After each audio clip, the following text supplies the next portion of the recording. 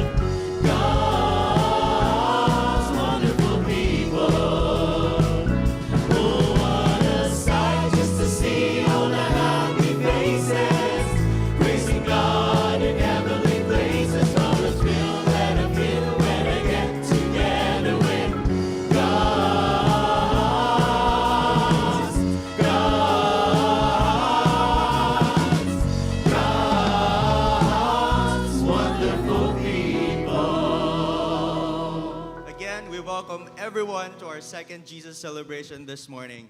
Let's continue to stand as we pray. Lord, maraming salamat po sa araw na ito. We thank you for bringing us here safely, and today we choose to be still and rest in you. Help us to let go of our distractions and worries and open our hearts to receive your word and your presence. Fill this place with your peace and joy, and be glorified in everything we do. This is all for you, O Lord. In Jesus' name, amen. This is the day that the Lord has made. Let all the heavens resound His praises. Let all the earth sing praises to His name. So come, church, with hearts as one. Let's lift high the name of our Lord Jesus. Praise be to our God.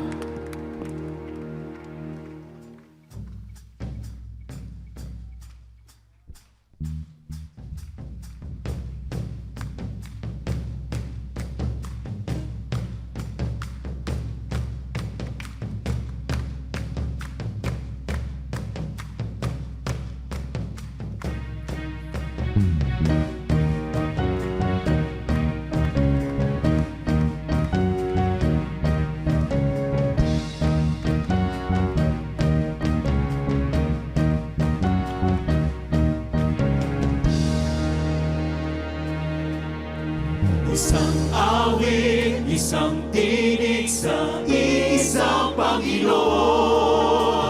Isang bisig, isang lipis sa habang panahon. Kay Jesus, lahat tayo'y nagbugat. Kahit saan pa magsanga,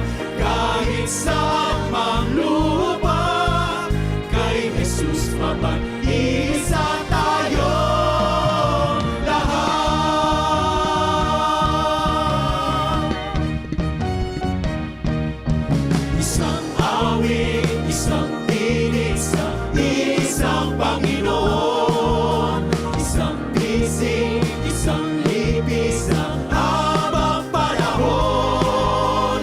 Kay Jesus, lahat tayo'y nagbubuga, kahit saan pa magsama, kahit saan maglupa. Kay Jesus, mapag-isa tayo lahat.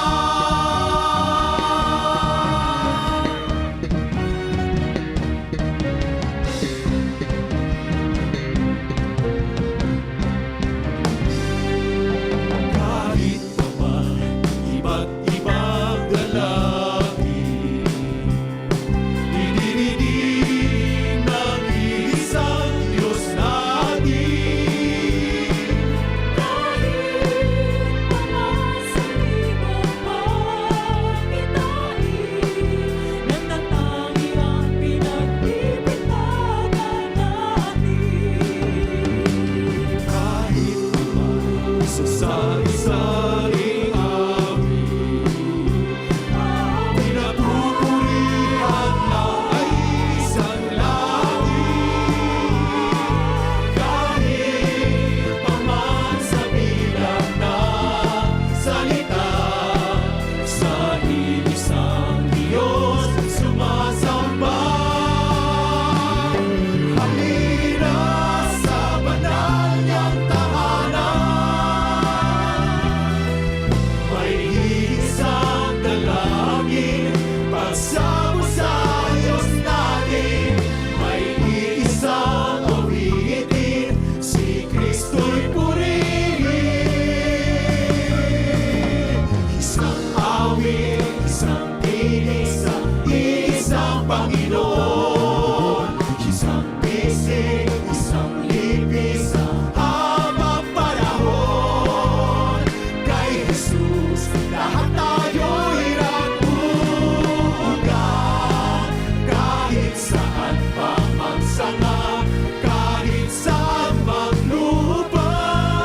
Kay Jesus, mapag-iisa tayo lahat.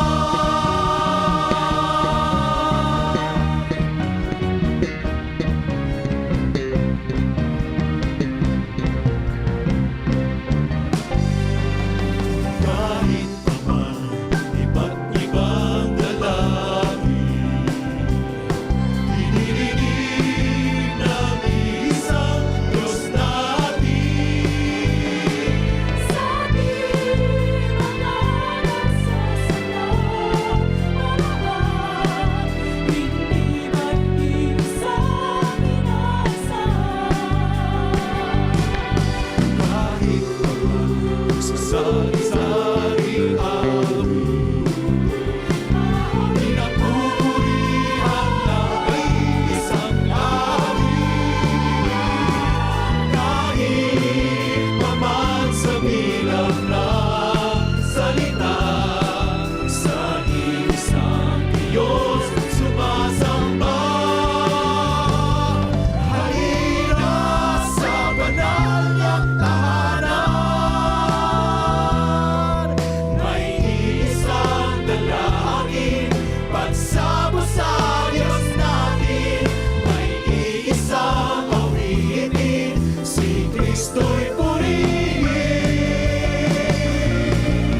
Isang awit, isang tinig sa isang Panginoon, isang bisig, isang libis sa habang panahon. Kay Jesus, lahat tayo'y nagbubuga, kahit saan pa magsama, kahit saan maglupa. Kay Jesus, mapag-iisa tayo lahat.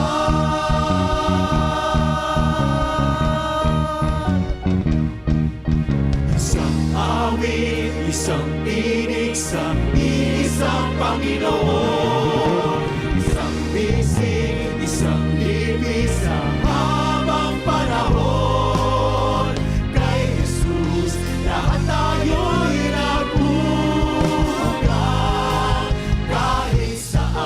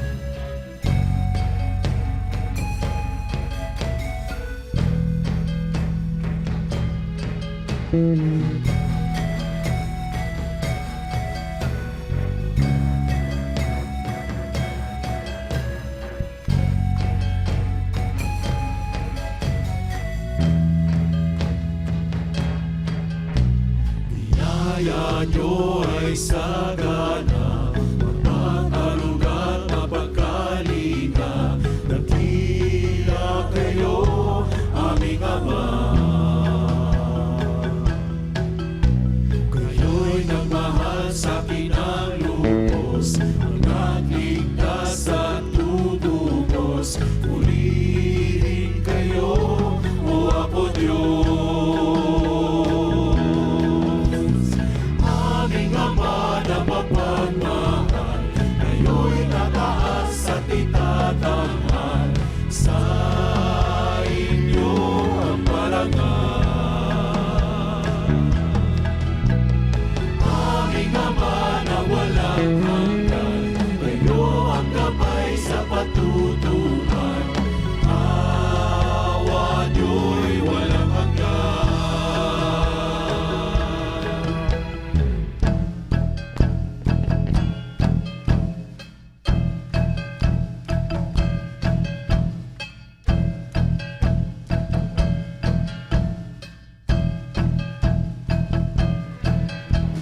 Sa takot aking takbuhan, sa pighati kayo ang subugan. Kanlugad ko kayo, Ama. Natutuwid at gumagabay, nagmamahal at tumaakay. Kayo'y tapat, aming itay. Aming Ama na mapagmahal, kayo'y tataas at itatanghal. Sa inyo ang parangal. Aming Ama na walang hanggan, kayo ang gabay sa patutungan. Awa niyo'y walang hanggan.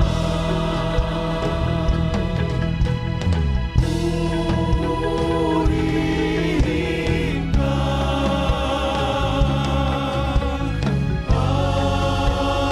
aming Ama.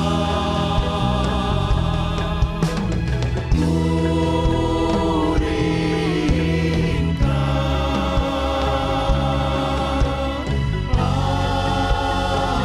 aming Ama.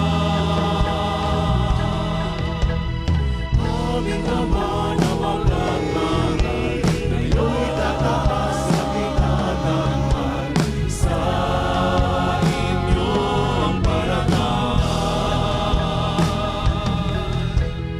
Aming Ama na walang hanggan, kayo ang gabay sa patutungan. Awa niyo'y walang hanggan.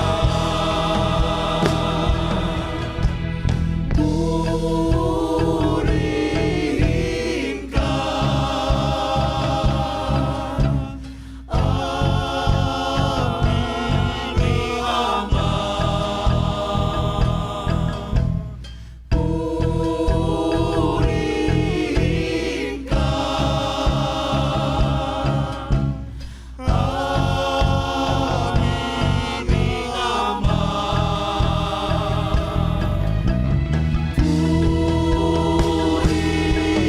Purihin ka,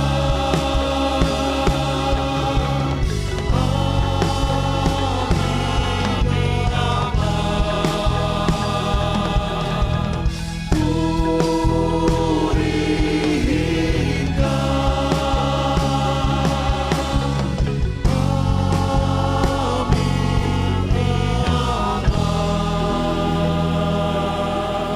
Papuri, pagsamba, pagwalhati, iniaalay namin sa inyo, aming dakilang Diyos, aming Panginoon, aming tapat na Ama.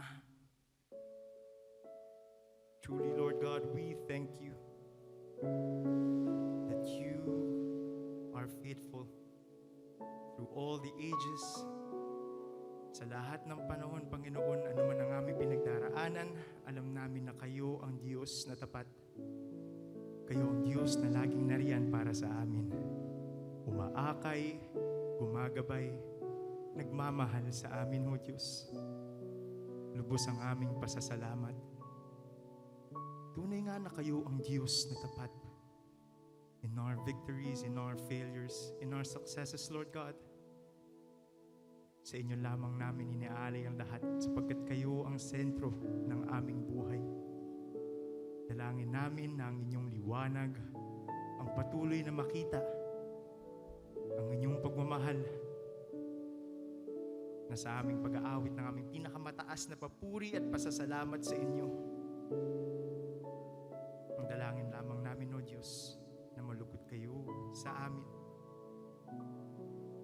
Loobin niyo ang aming puso, Panginoon. Maghari kayo sa bulwagang ito as we sing of your love and as we sing of your praises. Patuloy namin kayong itinataas, dinadakila sa aming buhay, O Diyos.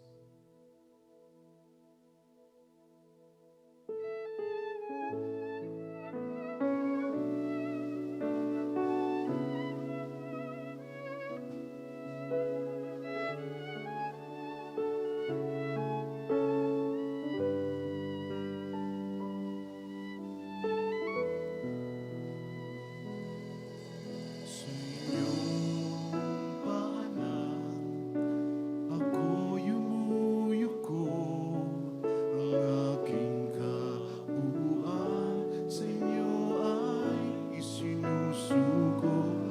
Lumalapit, umaabot, hinuhubad aking takot upang kayo'y makaniig. Ang tinig niyo ay marinig. Sa inyong paanan, ako'y yumuyuko, ang aking kabuuan sa inyo ay isinusuko. Lumalapit, umaabot, hinuhubad aking takot upang kayo'y makaniig. Ang tinig niyo ay marinig. Dinadakila ko kayo sa sandaling ito. Sumasamba ang luguluhod sa kabanalan niyo. Wala na nga iibig pa. Kayo ang Diyos na dakila, aming magnilikha, aming Ama.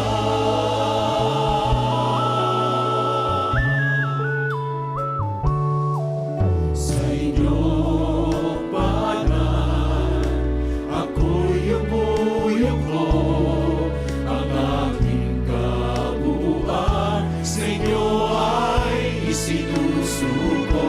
Lumalapit, umaabot, hinuhubad aking takot upang kayo'y makaniig. Ang tinig niyo ay marinig. Dinadakila ko kayo sa sandaling ito. Sumasamba at lumuluhod sa kabanalan niyo. Wala na nga iibig pa. Kayo ang Diyos na dakila, aming magnilikha, aming Ama. Lahat ng papuri at palakpak, tinutuon sa inyo ang lahat. Kayo ang siyang, kayo lang ang bago pa ba ang simula, ang may akda ng buhay ko. Pinustos niyo ng biyaya.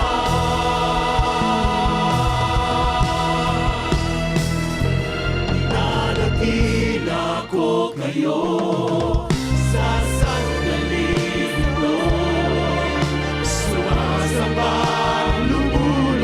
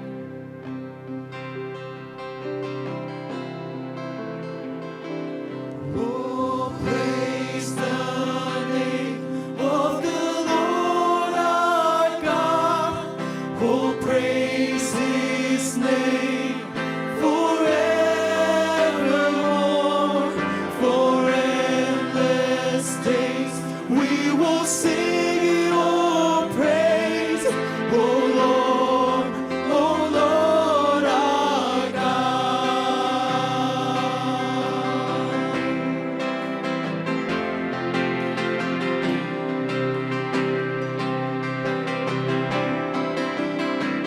I cast my mind to Calvary, where Jesus bled and died for me.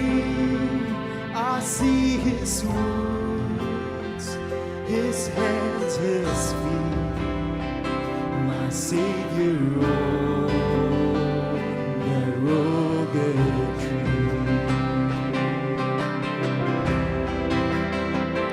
His body bound and drenched in tears, they laid him down inside the tomb, the entrance sealed by heavy stone. Our Savior's there and all alone. Oh, praise the name of the Lord our God. Oh, praise his name forevermore. For endless days we will sing your praise. Oh Lord our God.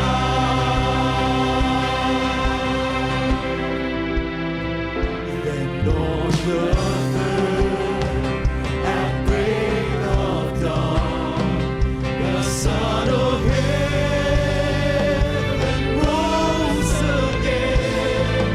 Oh, trample death, where is your sting? The angels roar for Christ the King. Oh, praise the name of the Lord our God. Oh, praise his name forevermore. For endless days we will sing your praise. Oh Lord our God.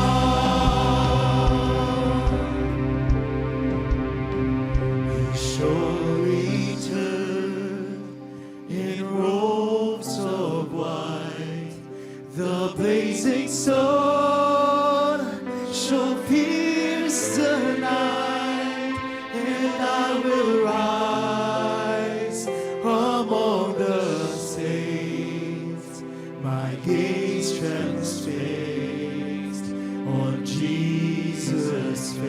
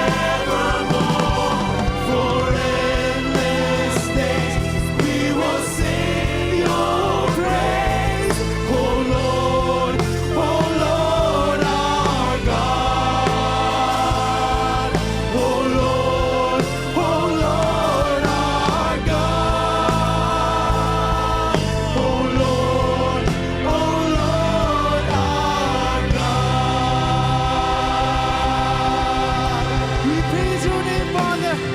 All the praise, all the honor, all the glory to you and to you alone, our great God. Patuloy ang aming pasasalamat, ang kaluguran sa aming puso, O Diyos, na malaya kaming nakakalapit, nakakapaghandog ng aming papuri at pasasalamat na nagmumula sa kailaliman ng aming puso. And Lord, sa sandaling ito, as we seek to hear your word, dalangin po namin na patuloy niyo po kaming pangunahan, patuloy niyo kaming gabayan. This is our prayer in Jesus' name. So John 6, 1 to 15, maraming tao ang sumusunod kay Jesus dahil nakita nila ang ginawa niya sa mga may sakit. Napakaraming pinagaling ng Panginoon. Pero sa kasusunod nila kay Jesus, nagutom na rin sila. At alam naman ni Jesus na kailangan silang pakainin. John 6, 5 to 6, where shall we buy bread for these people to eat? Tanong ni Jesus sa kanyang mga alagad. Philip, one of the disciples, sees the problem in terms of scarcity and cost. Sabi niya, it would take more than half a year's wages to buy enough bread for each one to have a bite. Kalahating taong sweldo ng mga wage earners ang katumbas para makabili ng tinapay na mga tigkakaprasong kagat lang ang pwedeng ma-enjoy. Sa madaling salita, kulang ang pera. Kulang ang pagkain at sobrang daming tao. May napansin si Andrew na isang batang may 5 maliliit na tinapay at 2 isda at alam na natin ang kwentong ito. John 6:9, tanong naman nila, but how far will they go among so many? Sa dinami-rami ng tao nagdatingan dito sa ilang, wala namang nagbaon. Ito lang bata na talagang nag-aalaga ng mga pastol at nandito siya ng ilang araw, may baon. Pero gaano karami na ito sa napakaraming nangangailangan? That is the human calculation. What we have is too little for what is needed. Pinaupo ni Jesus sa mga tao, tinanggap niya kung ano ang meron, 5 maliliit na isda, hindi alam natin kung dulong o dilis, o yung isda nilang, maliliit lang talaga, lalo sa mga isda ng mga kapuspalad. Nagpasalamat, hinati-hati, ipinamahagi. At alam na natin din ang kasaysayan kung saan nagtapos. Nabusog ang lahat. John 6:11, they had as much as they wanted. Verse 12, sabi ni Jesus, gather the pieces that are left over. Let nothing be wasted. At may natira pang 12 baskets. So here we see scarcity opened the scene. Abundance filled the baskets, but abundance was not the point. Dahil nang gusto nang gawing hari ng mga tao si Jesus, siya ay umatras. Hagang-hanga na yung mga tao. Inaasahan na nila na si Jesus yung Messiah ng kanilang tradisyon, ng kanilang scriptures, ng kanilang inaasahan. A Messiah who would become a conquering leader, a military leader, who will set Israel free from the Romans and other dominations at magtatayo ng isang physical kingdom na itong Messiah na ito ang mag-ahari. Yun ang kanilang inaasahan for Jesus to be, or for what Jesus they thought He was. So gusto na nilang pilitin siyang i-declare na hari, kaya si Jesus ay umatras at nawala siya sa crowd na ito.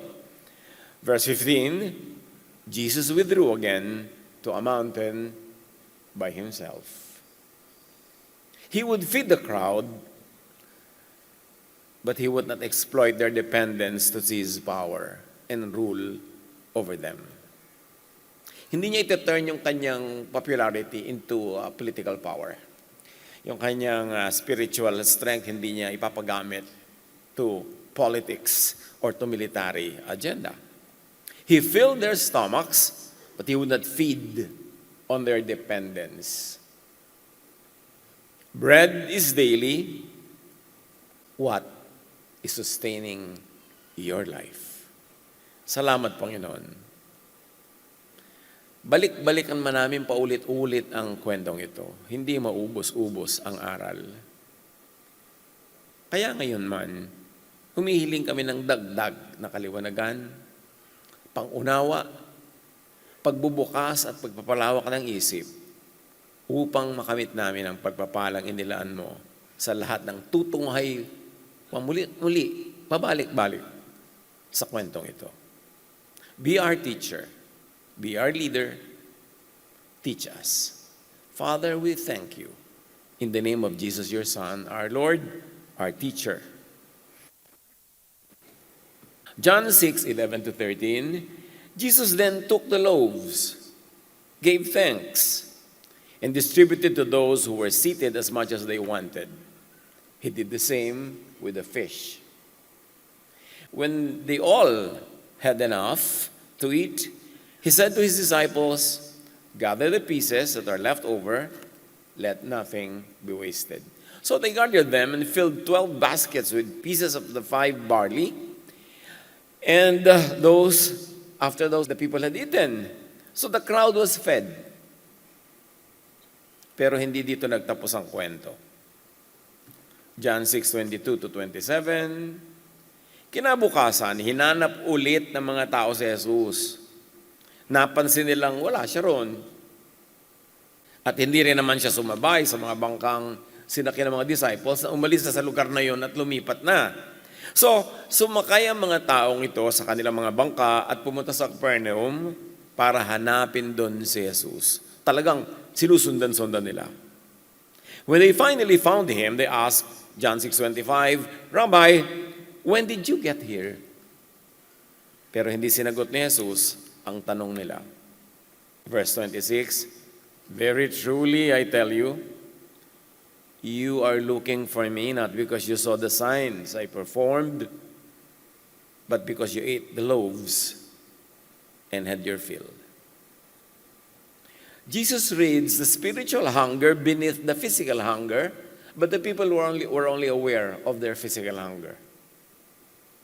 Hahabol-habol sila kay Jesus. Ang akala nila dahil lang talagang nasasarapan sila sa ipinakain niyang tinapay, pero nababasa ni Jesus ang mas malalim nilang gutom. At yun ang gusto ni Jesus, natugunan. Hindi lang yung pansikmura, yung malalim na uhaw at gutom. John 6:27, sabi ni Jesus sa kanila, hanap ng more bread.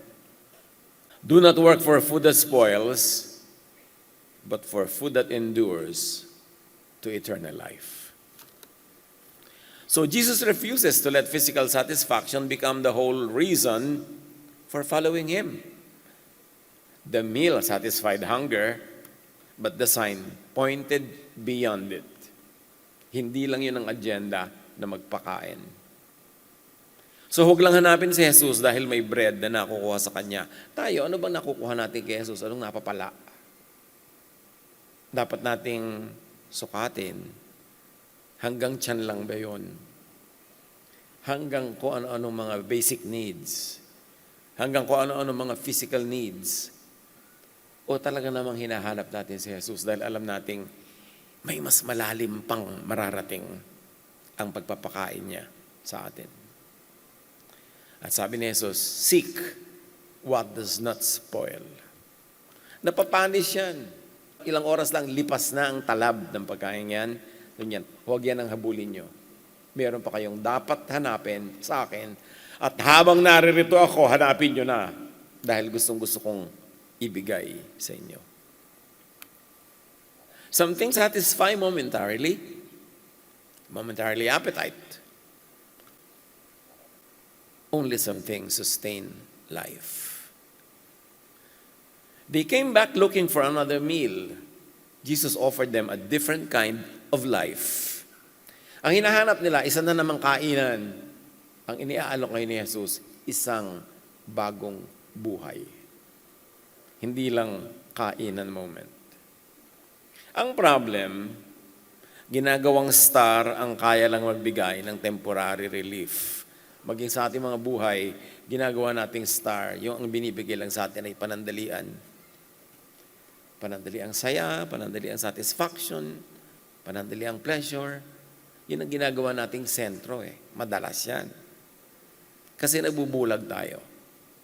Yes, money, praise, status, shopping, entertainment, success, comfort, even religious activity. May silbi. Pwede pa nga rin masarap. Pero wala sa mga ito ang kayang buhatin ang buong buhay natin. Ang lahat ng ating pangangailangan, ang malalalim nating longings, hindi dyan. So ang tanong ay, what are you working for? Sabi ni Jesus, do not work for food that spoils.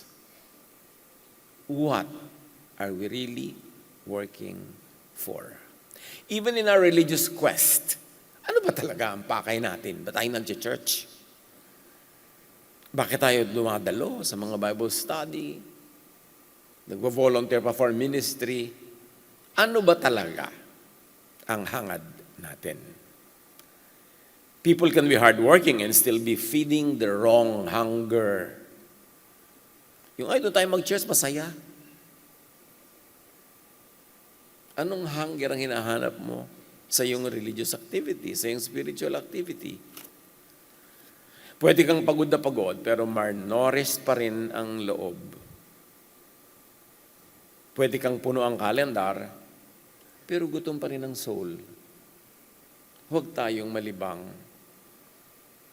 Isang araw nalalaga sa tangkay ng panahon, another araw bukas, another araw sa makalawa, and before you know it, tinatawag ka na ng libingan.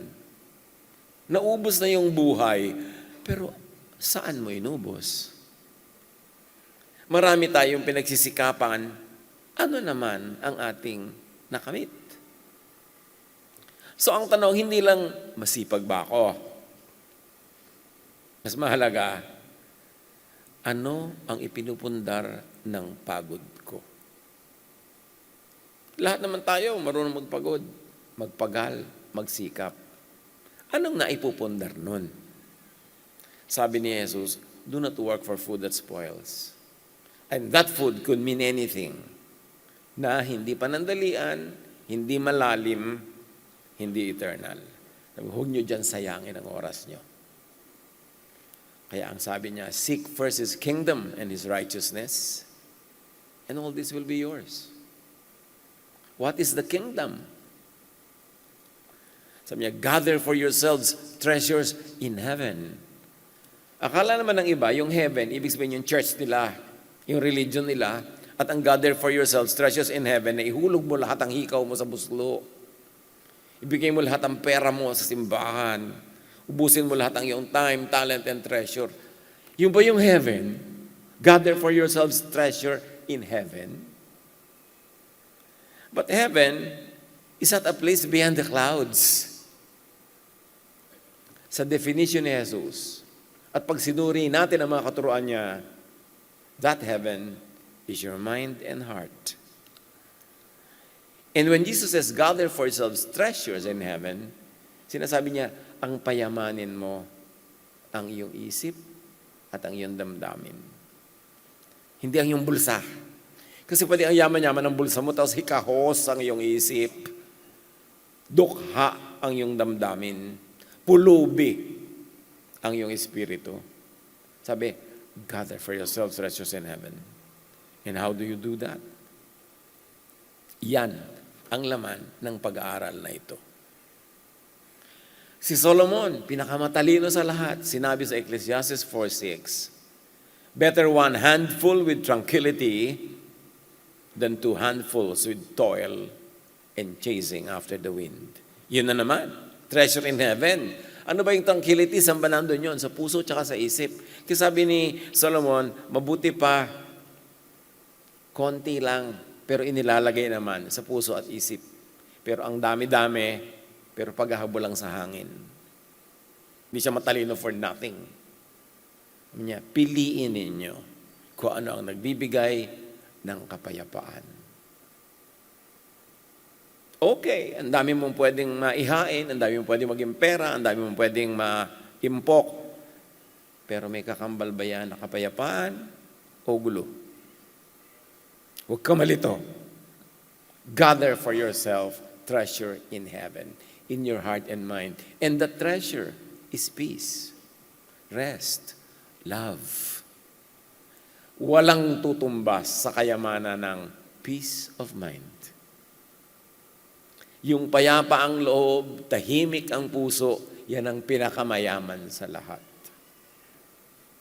At kung tayo dumaan na sa napakagulong mundo, sa napakaraming kalituhan at kaguluhan at mga takot, alam niyo ang ibig sabihin nun, kung gaano kahalaga ang peace. So huwag kang maghabol ng mga bagay na pamparami lang ng mga bagay-bagay, pero pampahirap ng loob. Treasure in heaven. John 6:30-35.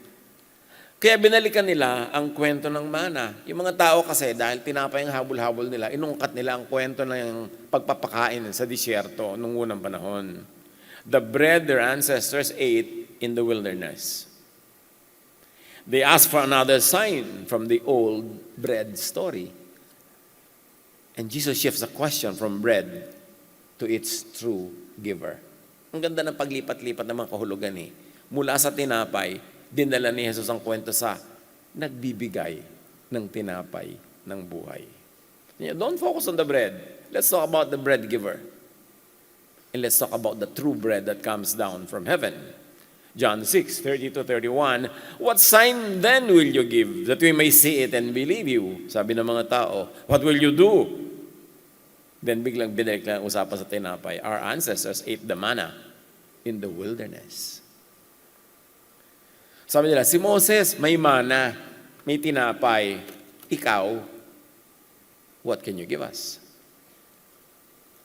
But Jesus corrects the center of the story. 32-33, it is not Moses who has given you the bread from heaven, but it is my Father who gives you the true bread from heaven. Sabi niya, huwag kayong nakafixate kay Moses at sa bread na yun. Ang tunay na giver ng bread ay ang aking Ama. Yan ang pag-usapan natin. Kasi yan ang mahalaga at yan ang lalampas sa isang mealtime, pwede yan na maging lifetime, even eternal. The conversation began with bread, a meal. Jesus takes it all the way to the source of life. Pinalaki niya, pinalawak niya yung topic. At sabi ni Jesus, ang tunay na tinapay mula sa langit ay hindi lang pagkain na pansamantalang bumubusog. Verse 33, the bread of God is the bread that comes down from heaven and gives life to the world. And of course, that's Jesus. He is the true bread that comes from heaven that gives life to the world. Not only to a small tribe in the wilderness, not only for a few chosen people, but to the world. Naturally, gusto rin yun ng mga tao. Sabi nila sa verse 34, Sir, always give us this bread. Pero hindi na tinapay na hawak sa kamay ang tinutukoy ni Jesus. Siya na. Pag in-appreciate natin yung ganda ng conversation, nilaliman mo ang paghuhukay. Sabi niya sa John 6:35, I am the bread of life. Hindi yung harina, hindi yung mana, hindi yung nakakain nyo, hindi yung kamote, hindi yung saging na saba, hindi yung nilupak, hindi yung kanin. Ako, ang tinapay, ang pagkain ng buhay. The gift is no longer merely something Jesus gives. The gift is Jesus Himself. Hindi na tinapay ang ibibigay ko sa inyo na pag kinain nyo, 2 hours lang kayong busog, gutom na uli. Ako ang kainin nyo. And the promise moves beyond ordinary hunger. Sabi niya, whoever comes to me will never go hungry, and whoever believes in me will never be thirsty. Manna was provision. Bread became metaphor. Then Jesus stepped into the metaphor and say, I am. I am the bread of life. What should we ponder on? Life has a source. Ang buhay ay may pinanggagalingan. Hindi ito basta na lang sumusulpot mula sa kawalan. Hindi rin ito self-propagated and self-produced. If Jesus is the bread of life, then the question is no longer merely what feeds us. The deeper question is, where does life itself come from? Life is not self-generated. A river does not drink from itself. Life always comes from somewhere. Humihinga tayo ng hangin na di natin gawa. Umiinom tayo ng tubig na di natin nilikha. Kumakain tayo ng buhay na galing sa labas natin. Galing sa labas. Hindi yan galing sa iyo. Ang buhay ay hindi ipinupundar. Tinatanggap ito mula sa tamang source. At yan ang isang napakalaking lesson. Maraming tao, sobrang inuubos ang panahon, time, talent, and treasure sa pagpupundar ng buhay, tapos nabibigo lang hanggang dulo. Si Jesus, sabi niya, I am the bread of life. Eat me, and you will never go hungry. You will never be thirsty. Ang ganda, pero anong kahulugan nun? How do you eat Jesus? Sabi niya, I am. Ano ba ang tamang source ng buhay? Jesus the person, and Jesusness, the teaching of Jesus the person. John 6:38-40. For I have come down from heaven not to do my will, but to do the will of him who sent me. For my Father's will is that everyone who looks to the Son and believes in him shall have eternal life. Hindi na lang ito earthly life, lalong hindi ito daily meal or a meal for a day. This is eternal in dimension. Eternal in scope. Universal in coverage. At dito lumilinaw ang sentro. Hindi lang pagkain ang binibigay ni Jesus. Siya mismo ang pinagmumula ng buhay na hindi inuubos. The teacher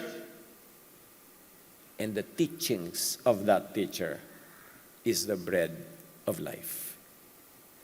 Mahirap kasing himay-himayin yung kahulugan ng kainin si Jesus. Inumin ang kanyang dugo, kainin ang kanyang laman. Paano yun? Ano ba ang dugo at laman ni Jesus? E di ang kanyang teachings, ang kanyang ideya, the word that became flesh. So what do you eat?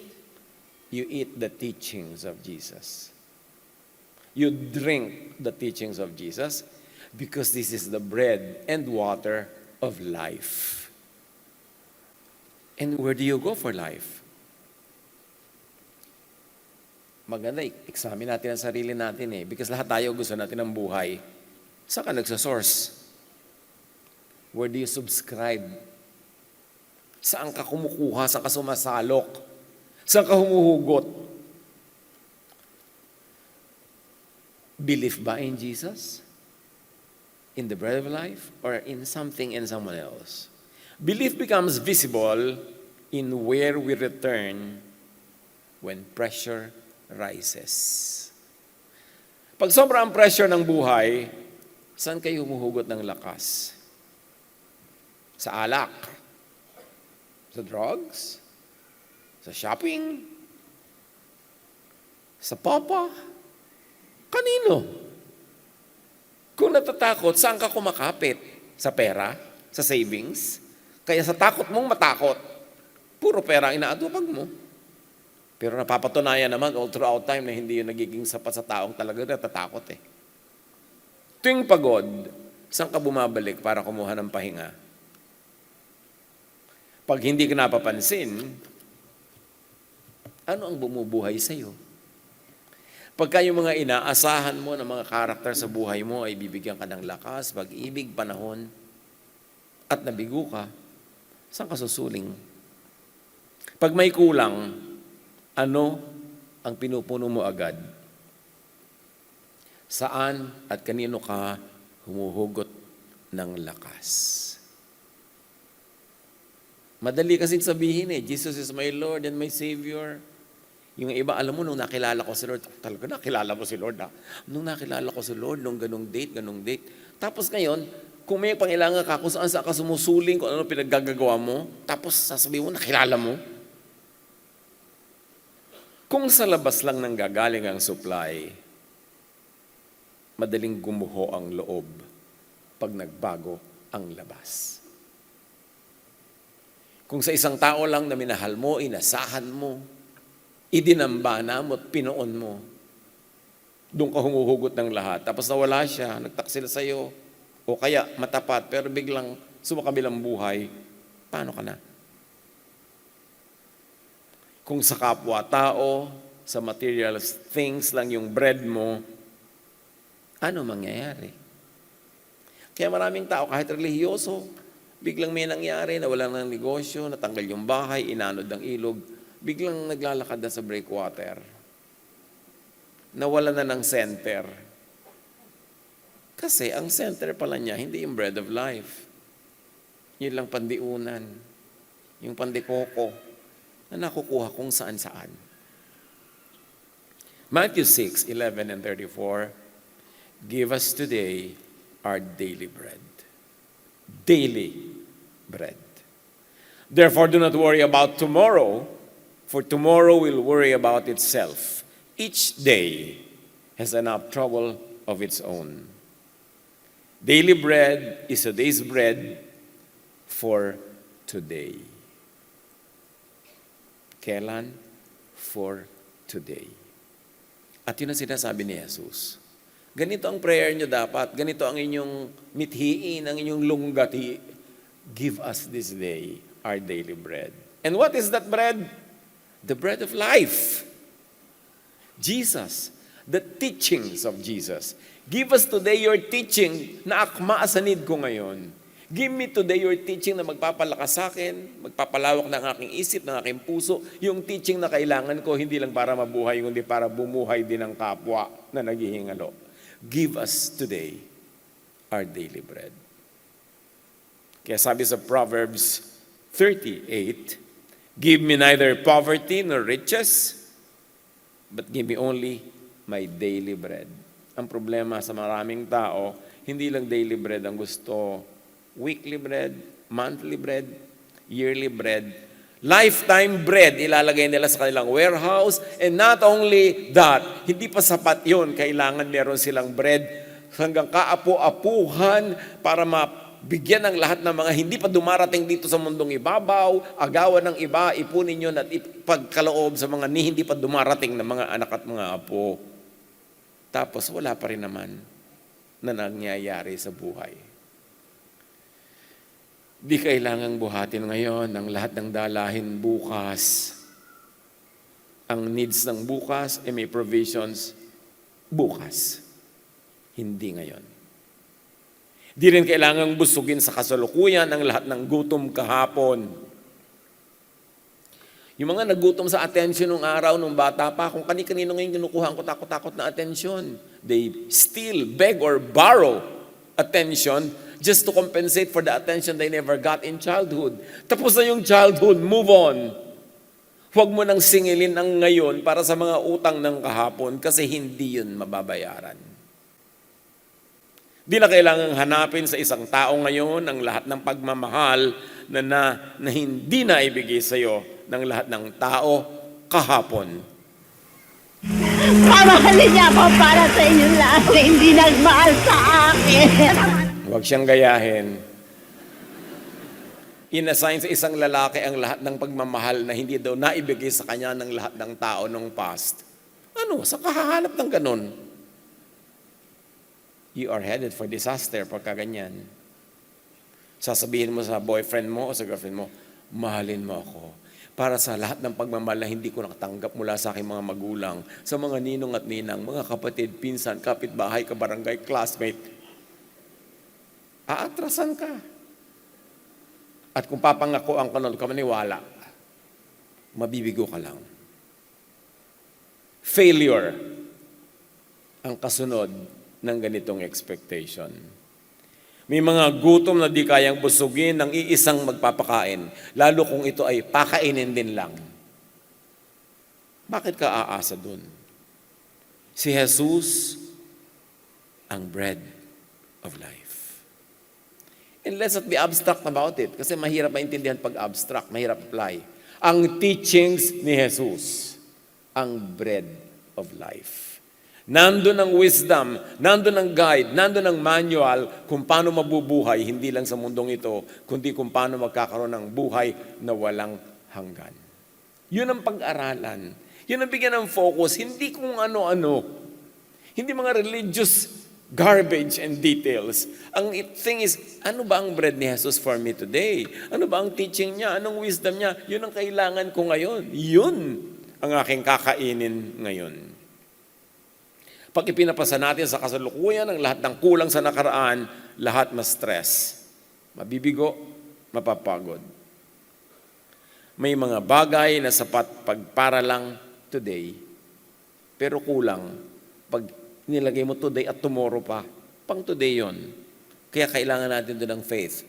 Not that you don't plan, not that you don't plant for tomorrow, but you plant and then forget about it. Let God take care of it and then live for today. Daily bread teaches enoughness, gratitude, and trust. But Jesus pushes the bread image even further. Bread must be eaten.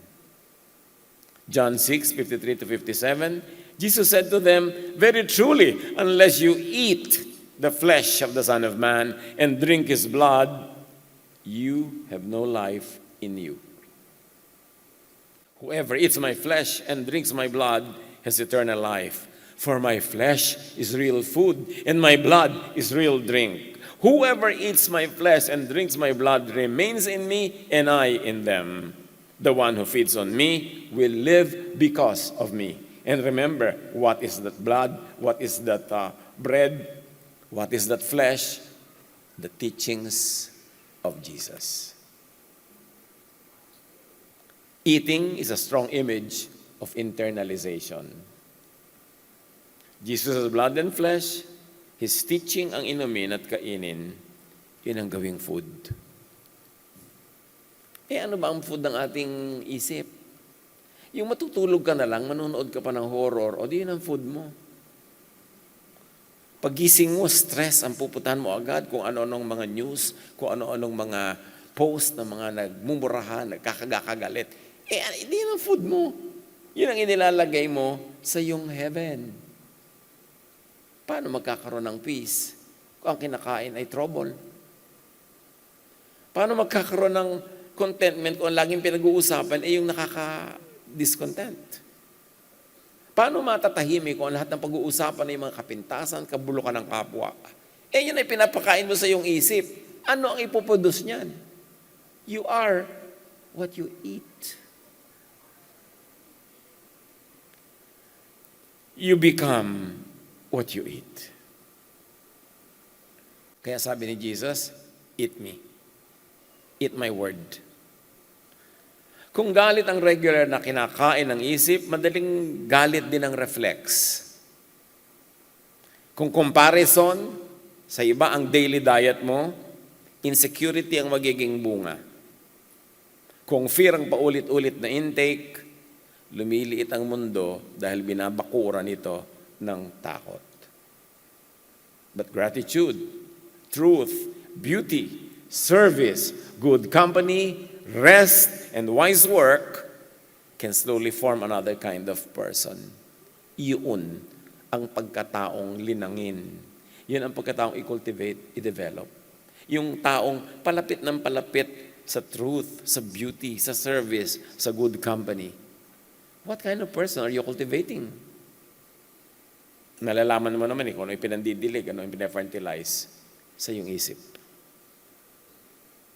Pinapayagan mo ba ng isip mo ay pamugaran ng lahat na lang ng mga negative na bagay, mga takot, mga galit, mga hidwaan, mga siraan? Anong mga conversation ang pinapayagan mo to happen in your presence? Lalo na anong mga conversation ang pinapasimunuan mo? Anong conversation ang kinukonsinti mong maganap within your hearing distance. You've got to take care of what enters your mind. At ang pinapasukan ng tenga mo at mata. What do you allow your eyes to see, read, watch? What do you allow to enter your ears? Whose words? What kind of words?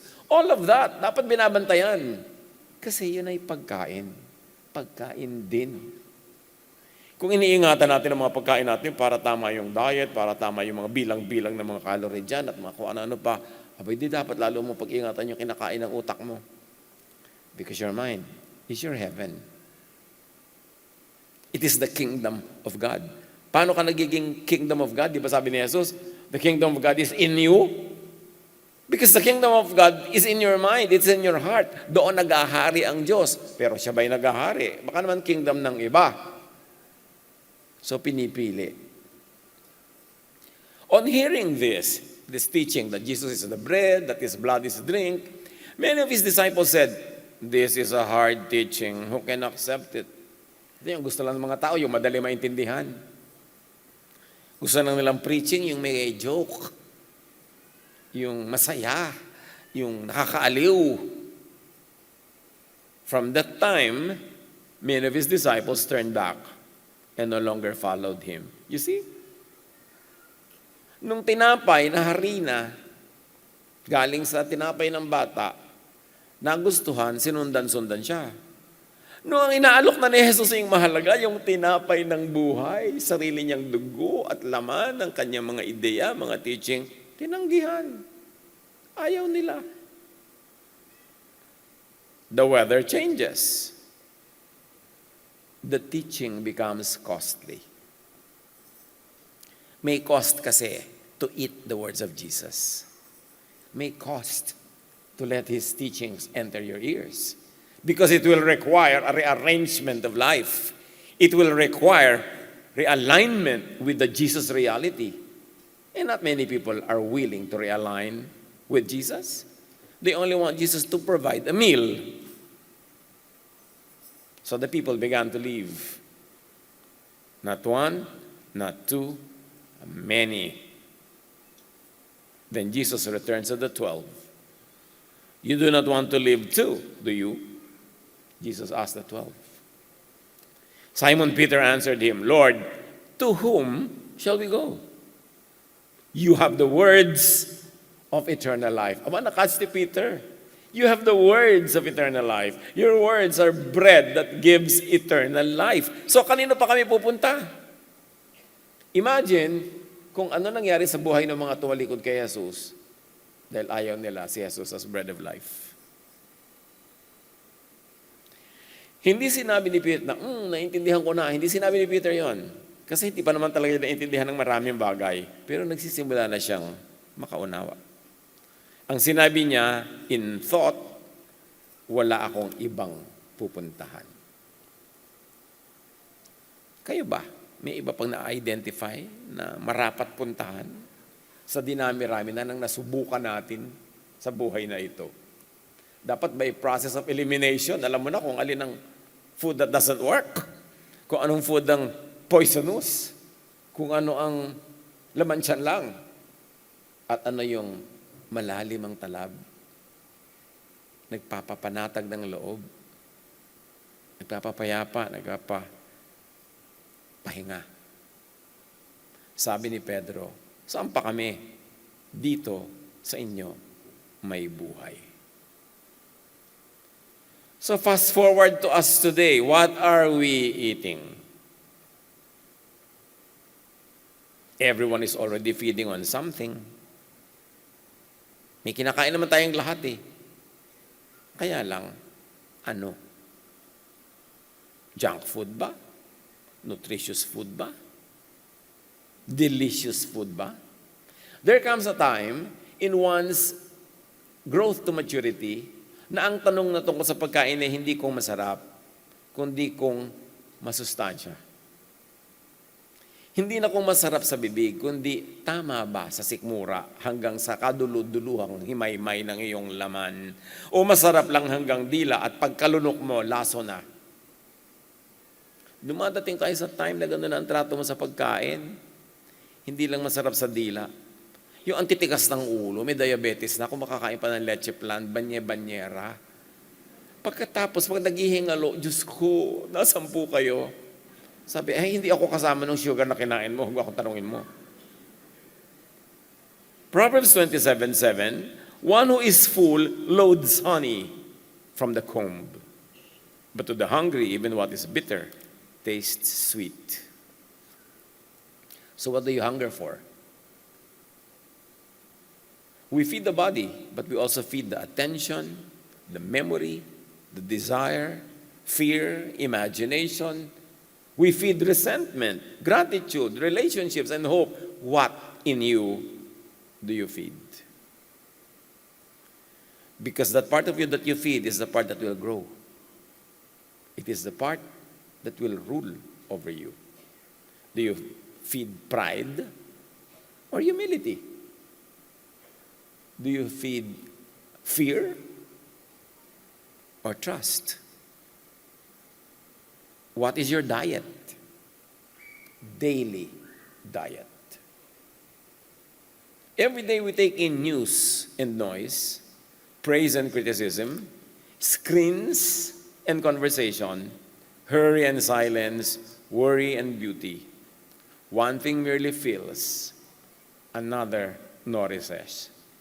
Make the good choice. What is good may carry little weight. What seems plain may quietly keep us alive. A delightful life is not a life of maximum consumption. It takes a lot of living to realize that. Na hindi nakukuha sa dami ang pagkain, kundi sa quality. Hindi lang sa sarap, kundi sa correctness. Hindi lang dapat masarap ba sa dila, kundi tama ba para sa sikmura, sa buong katawan, hanggang yan ay maging dugo at makarating sa aking mga cells. Tama ba yan para sa akin? Delight is not simply more. Many times, delight is in less. Dapat ine-edit ang buhay. Ine-edit ang ginagawa, ine-edit ang kinakain, ine-edit ang pinipili, and focus only on what is essential. Seek first His kingdom, His teaching, His righteousness, His reasoning, and all these things will be added unto you. So lahat ng mga iba nating gusto sa buhay, ano na lang yon? Side effect ng tamang choice. Choice of seeking the kingdom. Because when you seek the kingdom, when you seek the kingship, the rulership, the reign of Jesus, meaning the power of His word, everything else that is good follows. Hindi mo kailangang hanapin yung good na yon. Ang hanapin mo si Jesus, yung teaching niya, at yung good automatically follows.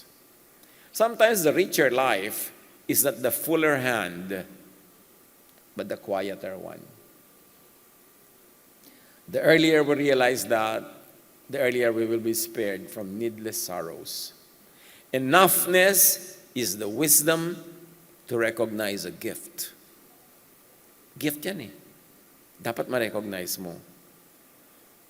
Food enough lang to enjoy, rest enough to recover, freedom enough not to be owned by what you own.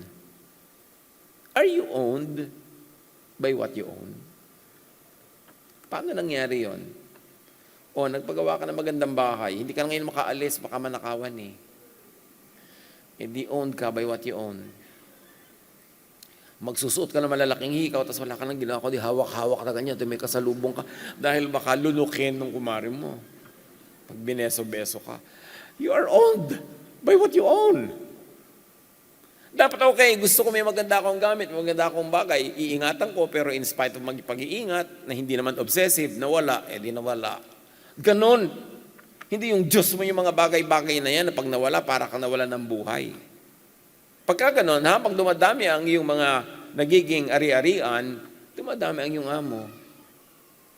Dumadami ang nagmamay-ari sa iyo at magkakahati-hati ka. Who owns you? Magandang tanong yan, ha? Who owns you? Kawawa ka naman if who owns you is just another person na pwede magbago ng isip, pwedeng mawala ng pagmamahal sa'yo, pwedeng pagtaksilan ka o nakawan o dayain. Kawawa ka naman kung yun ang may-ari sa'yo. Who owns you? Recognize a gift before desire renames it kulang. Kasi kung minsan may gift na ibinibigay sa'yo, tapos ikaw naman kulang. Binigay na nga ng Diyos, kulang, and you want more and more and more until it owns you. Open hands can receive, clenched hands can only hold.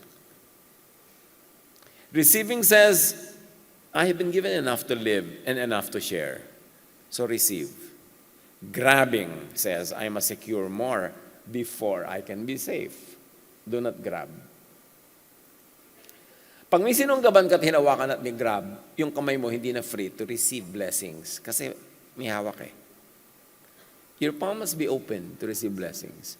And for it to be open, you don't hold on to anything. You let God hold it for you.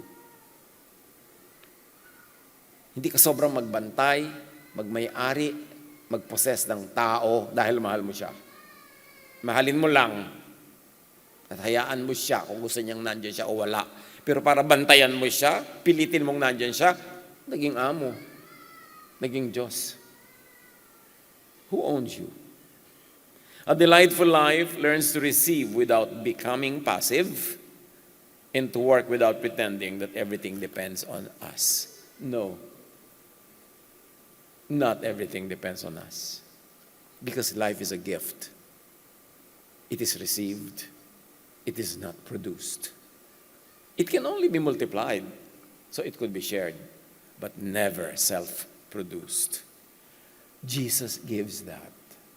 The Most High God, the Father, gives that through Jesus and through the revelation of Jesus. And that revelation is the Jesus Word, the teaching, the Jesusness, the quality of life that is derived from the teachings of Jesus. A life is not nourished by one great meal. It is formed by what we return to daily. Hindi lang isang malaking feast yan. Yan ay mga small meals taken at a time, every day. So sa body, eat what nourishes. Sa mind, reduce noise. You need the stillness. You need silence so that you can hear your mind think. And the mind is not a factory of thought. It is a receiver of thought. So it must be empty enough to receive. Hindi punong-puno ng non-essentials. The heart, huwag pakainin araw-araw ng lumang resentment. Huwag mo pa pakainin ng lumang resentment. Huwag mo nang i-revive ang galit mo. Dito, sama mo ng loob doon, inis dito, pabalik-balik, usap-usapan, dahil kakainin ka niyan. You must be free from that. Sa relationships, give attention. Not seek it. Because when you give it, it will come back to you. Hindi mo kailangang i-engineer para ka lang mahalin. Maging mapagmahal ka, yun kaya mong gawin. Pero yung cause people to love you, hindi mo kayang gawin yun. Huwag mo ambisyonin. It's their choice. Do what matters. Notice what is already good. At sa ating faith, mga kapatid, return daily to God, not only in crisis. Kaya sabi, give us this day our daily bread. Lalapit ka sa Diyos for your daily bread. Hindi ang takal-takal mo nawawala, tapos bawati ka talagang gutom na gutom ka. That you want everything in one sitting. It doesn't happen that way. Jesus gave us a wisdom. Seek it daily. Balik sa kwento. Kinabukasan, matapos ang lahat ng yan, hinanap nila ulit ang nagpakain sa kanila si Jesus. By then, the question was no longer, where is the bread? It had become, what is sustaining your life? What are you repeatedly taking in? Tanong na natin sa sarili natin yan, ha? Ano na ang parati natin kinakain? Nilulunok. Nilululon. What keeps you alive inside when outside supply changes? Kasi nagbabago-bago yan eh. Pag may reversal of fortune, pag naiba ang klima, what sustains you? What have you mistaken for nourishment simply because it feels good for a while? And what quiet daily bread have you neglected because it does not shout? Do we always give our attention to the noisy, to the ones that shout? Napakaraming blessing ay tahimik. Kailangan pakinggan mo ang kanyang anas, ang kanyang bulong. Hindi laging ang sinusunod mo yung maingay. Matthew 4:4, sabi ni Jesus, man shall not live on bread alone. And that is the non-Jesus bread. All other types of bread. Life is received daily. And remember this, life is not a warehouse. Huwag kang mag-ipon ng mag-ipon ng mag-ipon. Parang bodega ang buhay. Life is a table we return to. And that table is Jesus. Return daily to what gives life. Take enough. Give thanks. Share. Savor. Do not spend your life feeding hungers. That feeding cannot satisfy anyway. Isipin kung saan natin inuubos lahat ang ating lakas, oras, panahon, mga bagay na hindi naman magsusukli sa atin ng kabutihan. Know what feeds you? Know what merely fills you? Know the difference. And remember that Jesus' bread is daily. Tulungan niyo kami, Ama, na maunawa kung paano i-apply sa buhay namin ang mga profound truths na ito. That Jesus, your Son, is our bread, and that bread must be taken daily. That He is the source of life that is eternal, even life that is earthly and earthbound, because He is the bread of life. Teach us to understand, to identify ang mga kinakain naming junk food para sa aming espiritu. Ang mga walang katuturan, walang halaga, hindi nakabubuti, pero naging habit. Teach us to identify what feeds us and what we feed on. Magbulay-bulay ng tahimik, mga kapatid. Hanapin pa ang pagbubunyag ng Espiritu ng Diyos for personal applications. Be with the Lord in quiet reflection.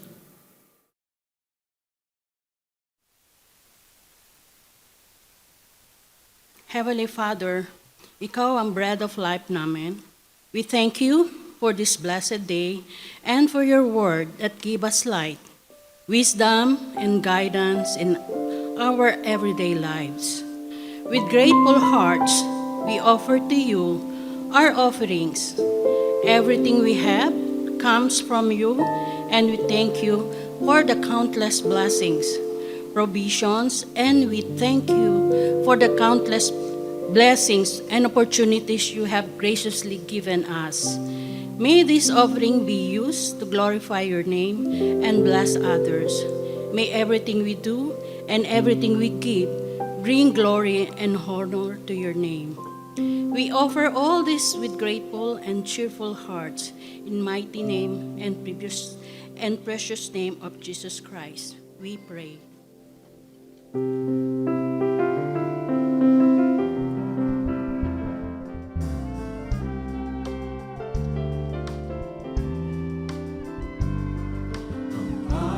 aking mga kamay, naghahandog tanging alay, mula sa puso ko'y tinig, magsasalamat natin. Upang salita niyo ay palaganapin, mapalawak ang makalaman.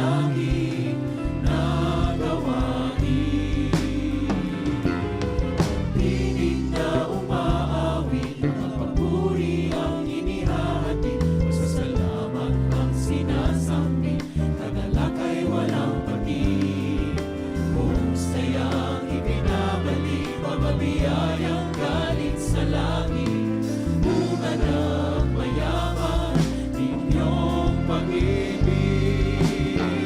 Ang aming alay, O Diyos, ay tanggapin. Handog na pinakamahinang ang aming dadalhin. Lahat ng ito'y sa inyo din ang galing. Nakalaan tungo sa inyong gawain.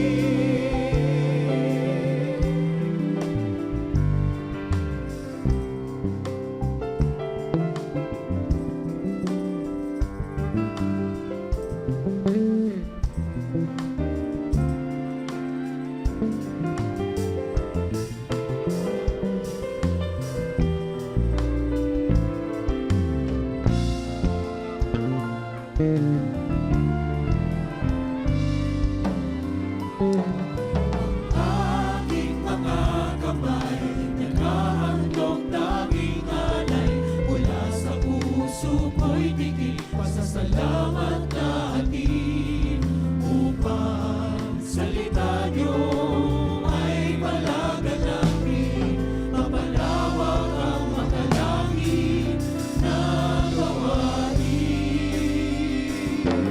Ang bihig na umaawit, mga papuri ang inihahati, pasasalamat ang sinasambi, kagalakay walang batid.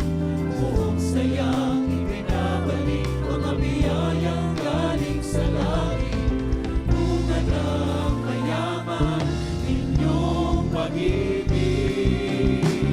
Ang aming alay, O Diyos, ay tanggapin. Handog na pinakamahinang ang aming dadalhin. Lahat ng ito'y sa inyo din ang galing. Nakalaan tungo sa inyong gawain. Ang aming alay, O Diyos, ay tanggapin. Handog na pinakamahinang ang aming dadalhin. Lahat ng ito'y sa inyo din ang galing. Nakalaan tungo sa inyong gawain.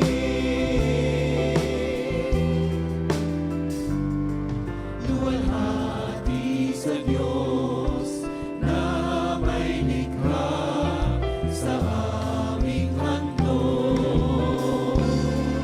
Malunod kayo nawa. Amen. Siya nawa.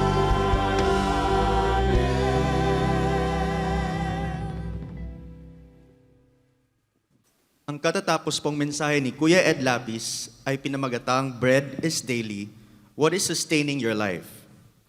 Kaninang 8 a.m. Jesus Celebration po, ibinahagi ni Kuya Ed ang mensaheng may pamagat na Alignment with Reality, the road that leads to life.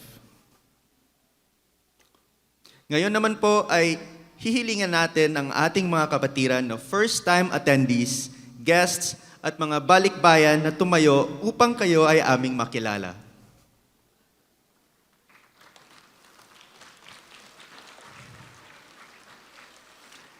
Kasama rin po natin ngayong umaga si Pastor Michael Lukto at ang kaniyang pamilya mula sa Day by Day Dubai. Nagagalak po kami na kayo ay aming nakasama sa umagang ito. Pagkatapos po ng ating pagtitipon ay magkita-kita tayo sa lobby at sasamahan po kayo ng ating mga usherettes sa Day by Day Mabuhay Lounge.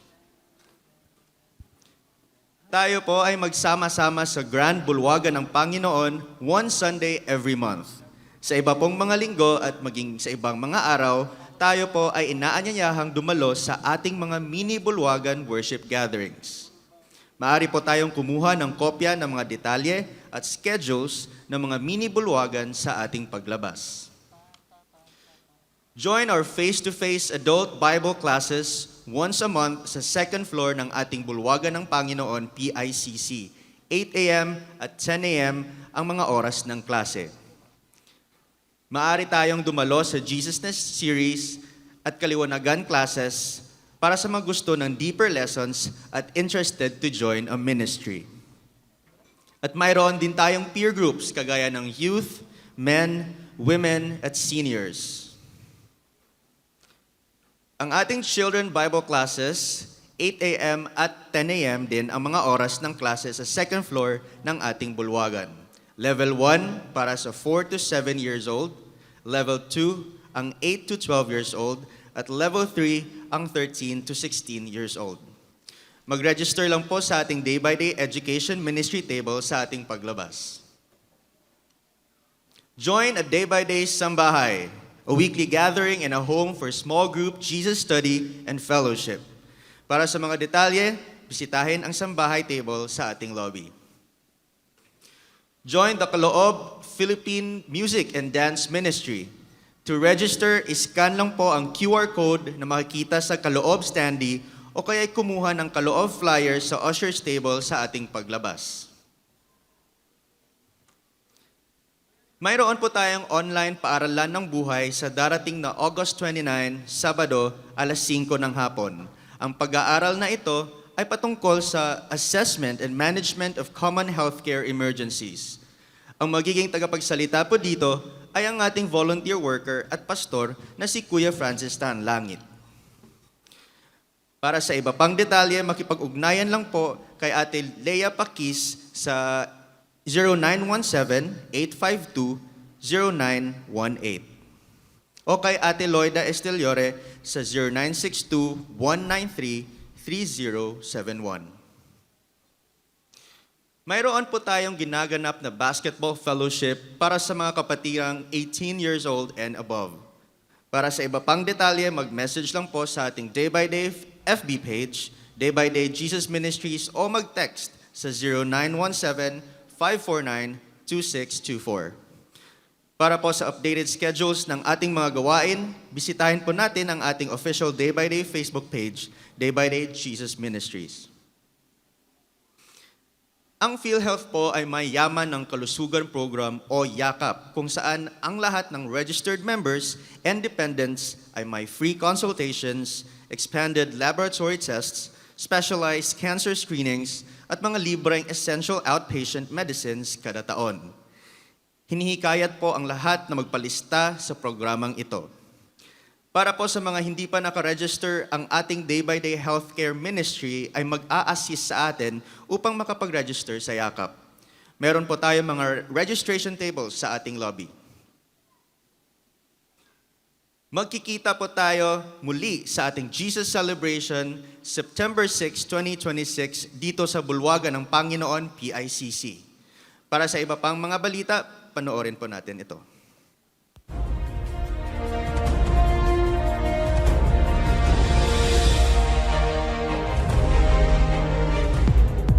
July 5, nagdiwang ng ika-23 anibersaryo ang ating Day-by-Day Dubai.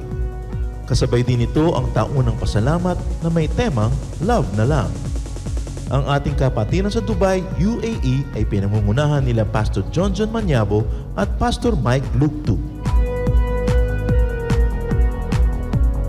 July 12, ang ating Day-by-Day Twins kay Rahabago naman ang nagdiwang ng ika-unang anibersaryo. Ito ay sa pangunguna ni na Pastor Arnold de Belen at mag-asawang Kuya Gavi at Ate Wilma Evangelista. Isinabay din dito ang paglulunsad ng ating bagong bulwagan na matatagpuan sa Twins K Compound, Rahabago Street, Tondo, Manila. Ang Day-by-Day Twins K Rahabago ay nagtitipon tuwing Miyerkules alas 6 ng gabi at tuwing Linggo alas 4 ng hapon. July 17, nagsama-sama ang ating Day-by-Day Education Ministry teachers para sa isang fellowship bonding at team building na ginanap sa Lakewood, Los Baños, Laguna. Isinagawa ito upang ma-refresh at magkaroon ng panibagong lakas ang ating mga teachers para sa mga darating pang mga pag-aaral at pagtuturo into Jesusness. July 30, tinipon ng ating sports ministry ang mga kapatirang basketballista para sa isang basketball fellowship game. Ginanap ito sa Paco Arena Sports Center, Manila. Layunin ng fellowship na ito na magkakilanlan, mapagbuklod at mapagtibay ang ating mga kapatiran, hindi lang sa paglagong espiritual, kundi pati sa malusog na pamumuhay sa pamamagitan ng sports.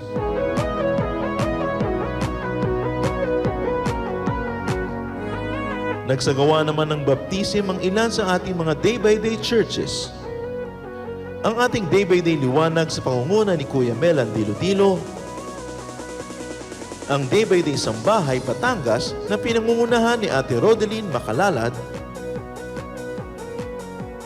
at ang ating day-by-day Hidden Wonders Bacoor sa pangunguna ni Kuya Rick Armando. Purihin ang kataas-taasang Diyos sa mga mapagpalang gawaing ito.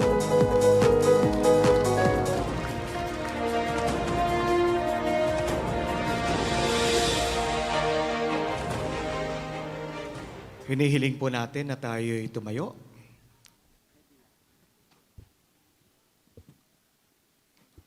Maraming salamat po aming Panginoon sa mga pagpapala na natanggap po namin sa umagang ito. Kayo po ang pinanggagalingan ng buhay, kaya kami may hininga. Sa inyo po nanggagaling ang aming kalakasan, kaya kami nakakagawa. Ang lahat-lahat ay galing sa iyo. Salamat po sa mga mensahe na amin narinig, na totoo po na nabuksan ang aming isip at kalooban. Kayo po ang tinapay ng buhay. Sa inyo nanggagaling ang aming kalakasan. Sa maikling sandali, tayo po ay lumapit sa Panginoon. Hilingin po natin ang ating mga personal na pananalangin.